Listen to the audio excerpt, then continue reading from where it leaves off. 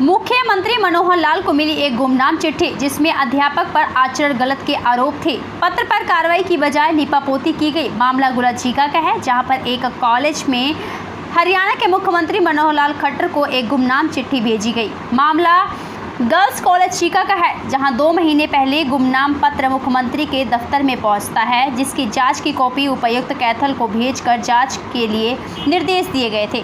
लेकिन उपायुक्त कैथल के द्वारा कॉलेज के ही प्रिंसिपल को उसी के अध्यापकों के मामले की जांच करने के निर्देश दे दिए, जबकि चिट्ठी में कॉलेज के ही अध्यापक पर किसी छात्र को लेकर आचरण ठीक ना होने के आरोप लगाए गए थे। चिट्ठी में कॉलेज के एक अध्यापक के किसी छात्र के साथ आपसी संबंध के आरोप थे, जिसको लेकर पकड़े जाने के बाद उस अध्यापक ने कॉलेज के एक मंजिल से छलांग लगाकर भागने का प्रयास किया। मामला संगीन था, लेकिन प्रशासन और कॉलेज द्वारा बड़े हल्के में ले लिया गया। जबकि कॉलेज के अध्यापक के खिलाफ मामला था, तो उपायुक्त कैथल ने कॉलेज के ही प्रिंसिपल को जांच कैसे सौंप दी। प्रिंसिपल ने कमेटी बनाकर इस मामले की जांच करवाई, जिसमें बच्चों से पूछताछ की गई। कॉलेज प्रिंसिपल ने जल्दबाजी में 74 पेज की एक रिपोर्ट उपायुक्त कैथल को भेज दी। रिपोर्ट का खुलासा होने के बाद पता चला कि कई बिंदुओं पर जांच न करके कॉलेज की तरफ से सिर्फ लीपापोती की गई। मामले ने एक बार फिर तूल पकड़ लिया कि हरियाणा सरकार या प्रशासन उस चिट्ठी को हल्के में कैसे ले गए। मामला एक बार फिर चंडीगढ़ मुख्यमंत्री के दरबार में पहुंच चुका है। देखना ये होगा हरियाणा सरकार इस विषय पर कितनी गंभीर है। सरकार पूर्ण जाँच के आदेश देगी या फिर इस मामले को यहीं दबा दिया जाएगा। मामला था, कॉलेज का ही मामला था और जांच भी आपको सौंप दी गई। आपकी बात बिल्कुल सही है कि हाँ, आपकी बात बिल्कुल सही है। बेसिकली क्या होता है कि जब कहीं कंप्लेनेंट सामने होता है तो उस केस में प्रशासन किस तरीके से निर्णय लेते हैं, डीसी मैडम किस तरीके से निर्णय लेती हैं, ये उनके काम है। बेसिकली चूंकि ये कंप्लेंट एक एनोनिमस कंप्लेंट थी, तो एनोनिमस कंप्लेंट के चलते सबसे पहले तो ये एस्टेब्लिश करना होता है, जो प्राइमा फेसिया फैक्ट होते हैं, कि ये सच्ची भी है या झूठी है, क्योंकि उसके पीछे कंप्लेनेंट नहीं है। ऐसे में प्राइमा फेसिया जांच के लिए अगर डीसी मैडम ने मुझे आदेश दिए हैं, तो मैं इस क्वेश्चन, इस बात के ऊपर आंसर कैसे दे पाऊंगा कि मेरे तो बॉस है जिन्होंने मुझे एक ऑर्डर दिए हैं कि आप इसकी जांच करो, जांच करवाना चाहते हैं। तो क्या आप इस बात से संतुष्ट हो? देखिए जी, प्रशासन का निर्णय प्रशासन का होता है, और अगर कोई प्रशासन इस संबंध में कोई भी अगली कार्रवाई करना चाहते हैं, कोई भी अगली जांच करना चाहते हैं, तो हम तो यहाँ एक रेसिपिएंट एंड पे बैठे हैं। जो वो जांच करना चाहेंगे, हम उस जांच के अंदर हमारे कॉलेज के सारे स्टाफ का उस संबंध में पूरा सहयोग मिलेगा। बात प्रशासन की नहीं, पर बात बच्चों की है। बच्चों द्वारा अच्छी बात है, बच्चे अगर चाहते हैं, सीबीआई की मांग करने जा रहे हैं बहुत ज्यादा, बड़ी अच्छी बात है जी। अगर कोई बच्चे जाना चाहते हैं जाएं, और जाने के बाद अगर कोई निर्णय सरकार लेती है तो सरकार हमेशा बच्चों के हित में निर्णय लेगी। वो क्या गुप्त कमरे में की गई थी या सबको ओपन बिठाया गया था? देखो, जब भी इस तरह की जांच होती है, तो जो हमें कंसर्न बच्चे लगते हैं, उन कंसर्न बच्चों को ऑब्वियसली कमरा के अंदर बिठाया जाता है, और बंद कमरे के अंदर बच्चों को कमेटी के द्वारा और मेरे द्वारा खुद, क्योंकि मैं उसके अंदर खुद प्रेजेंट था, और मेरी कोशिश थी कि अगर कोई कंप्लेनेंट सामने आता है, तो मतलब कोई मेरे ही कॉलेज की कोई लड़की पीड़िता है और सामने आती है, तो हम ऑब्वियसली बड़ी कार्रवाई करने को तैयार हैं। वो 3 प्रोफेसर हैं हमारे, एक मास कॉम डिपार्टमेंट के प्रोफेसर हैं, 2 हैं, और नाम तो अब यहाँ पे थोड़ा ठीक नहीं लगता बताना, क्योंकि चिट्ठी के अंदर सारे नाम आए हुए हैं, तो अपने मुँह से थोड़ा सा डिपार्टमेंट का मामला। तो 3 प्रोफेसर्स थे, और तीनों के साथ एक तो पीछे हमारे पास 17 मई को एक अनफॉर्चुनेट इंसिडेंस हुआ था कि भाई एक प्रोफेसर दूसरी मंजिल से कहीं से छत से गिर गया था नीचे, तो उनको 2-3-4 फ्रैक्चर्स भी आए थे। तो उस समय उस प्रोफेसर को पहले तो चिका लेके जाया गया, क्योंकि ये मेडिको लीगल केस था, तो वहाँ ऑब्वियसली उसके पुलिस में बयान भी दर्ज हुआ कि कैसे गिरा। उसके बाद जो वो फ्रैक्चर्स ज़्यादा थे तो यहाँ इलाज नहीं हो सकता था, तो उसने अपना इलाज पीजीआई से करवाया और पीजीआई के अंदर भी उसके अपने बयान दर्ज हैं मेडिको लीगल केस के चलते।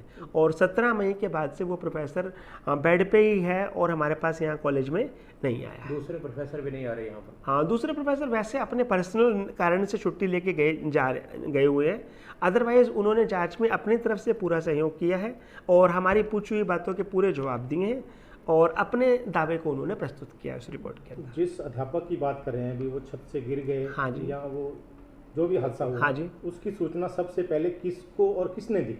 वो सूचना, चूँकि मैं उस दिन चंडीगढ़ एक मीटिंग के अंदर गया हुआ था, तो यहाँ अनिल सर हैं जो मेरे सीनियर मोस्ट प्रोफेसर हैं, तो वो उस दिन चार्ज संभाले हुए थे, तो उन्होंने मुझे बताया कि पीएन ने आके बताया मुझे कि भाई सर वहाँ पे गिरे हुए हैं। तो हमारा पहला जो काम था वो सर को इमीडिएटली मेडिकल एड पहुंचाना था और मेडिकल एड उन्होंने पहुंचाई, उनको लेके फटाफट गाड़ी में डाल के लोकल हॉस्पिटल के अंदर लेके गए और वहाँ उनको फर्स्ट एड दिया और उसके बाद उन्हें पीजीआई रेफर कर दिया। कितनी ऊंचाई से वो जो अध्यापक थे वो गिरे? अभी तक हमें नहीं पता कि कितनी ऊंचाई से गिरे हैं, क्योंकि वो मास-कॉम डिपार्टमेंट के पास जो पार्क है उसके अंदर गिरे हुए पाए गए और ये बात टीचर ही सही तरीके से बता पाएंगे कि वो किस तरीके से गिरे, क्योंकि जो उन्होंने अपनी लीव भेजी है उसके अंदर उन्होंने एक हादसा बताया है इस बात को। महाविद्यालय के अंदर 13 अगस्त को डीसी मैडम की तरफ से एक चिट्ठी आती है कि भाई उसके अंदर 3 टीचर्स के अगेंस्ट एक छोटी सी कंप्लेंट होती है कि भाई आप इस कंप्लेंट के ऊपर जांच करो। और चूँकि वो चिट्ठी एक अनोनिमस चिट्ठी होती है, इसके ऊपर किसी का नाम नहीं लिखा होता, तो ऐसे में चूँकि डीसी मैडम से आई है तो हमारा जांच करना हमारा कर्तव्य है, क्योंकि उन्होंने हमारे को ऑर्डर्स किए हैं। उस जांच के लिए मैंने यहाँ पर 3 सीनियर मोस्ट प्रोफेसर्स की कमेटी बना दी, जिसमें 2 लॉयर्स थे और एक लेडी टीचर थी, जिससे कमेटी के अंदर ये होता है कि भाई पूरा बैलेंस था कि वो अपनी जांच अच्छे तरीके से कर सके। सबसे पहले उसके लिए उन्होंने लड़कियों से बात की और कोशिश की पूरी कि भाई लड़की कोई अगर कंप्लेनेंट है तो उनको भरोसा जीतने की कोशिश की गई कि वो कंप्लेनेंट सामने आए, लेकिन बाद काफ़ी सारी कोशिशों के बाद भी अभी तक इस मामले में कोई कंप्लेनेंट सामने नहीं आया। फिर जो अगली बात आती है उसके तथ्यों की जांच को लेके कि भाई क्या उस चिट्ठी में लेके तथ्य सही थे, तो तथ्यों की जांच को लेके फिर लड़कियों से भी बात की गई। लड़कियों से बात के बाद कमेटी ने उन टीचर्स को भी मेमो इशू किए, उनसे भी जवाब लिए गए और जो कमेटी ने अपनी गहन कार्रवाई की, गहन कार्रवाई के बाद हमने 74 पेज की एक रिपोर्ट बनाकर डीसी मैडम को भेज दी। हमारे हिसाब से वो रिपोर्ट 1 तारीख को हमने 1 सितंबर को भेज दी गई थी। उसके बाद अब ये रिपोर्ट डीसी मैडम के पास थी और क्योंकि हमारी तरफ से वो रिपोर्ट एक गोपनीय रिपोर्ट है, तो हम इस मामले में ये नहीं यहाँ बता सकते कि हमने उस रिपोर्ट के अंदर क्या लिखा। अब ये रिपोर्ट, अब डीसी मैडम की तरफ से जो भी अगली कार्रवाई होगी ना, जो हमें अगले आदेश मिलेंगे, उन आदेशों के अनुसार हम आगे काम करेंगे और अगर उनको लगता है कि कोई प्रोफेसर दोषी है और उसके खिलाफ ये कार्रवाई की जानी चाहिए, तो हमारा काम तो उनके आदेशों की पालना करना है, कर देंगे। अगर उनको लगता है कि हाँ ये करना, कोई और कार्रवाई करनी है, तो हम वो कार्रवाई भी कर देंगे। एक्चुअली स्टूडेंट की ओर से कुछ टीचर्स के खिलाफ कंप्लेन थी, तो कॉलेज की कमेटी ने, इसकी इंटरनल कमेटी बनी होती है हर एक इंस्टीट्यूशन के अंदर, तो उन्होंने जांच की है। तो उसके अंदर टीचर्स पे सीरियस एलिगेशन थे और हमने उनके ऊपर, तीनों ही टीचर्स के ऊपर एक्शन भी रिकमेंड किया है। क्या कुछ मैम शिकायत में जो आरोप लगाई गई, तो क्या कुछ कार्रवाई आगामी की जाएगी? इसमें एक मसला ऐसा है कि जिसमें टीचर छत से गिर गया था, उसकी तो फर्दर पुलिस इंक्वायरी होगी एंड कुछ फेसबुक के ऊपर कुछ फ़ोटोज़ का मसला था जो काफ़ी आई थिंक 10 साल पुराने फ़ोटोज़ थे एंड कुछ मसला टीचर्स का स्टडी को लेके सीरियस ना होने का था।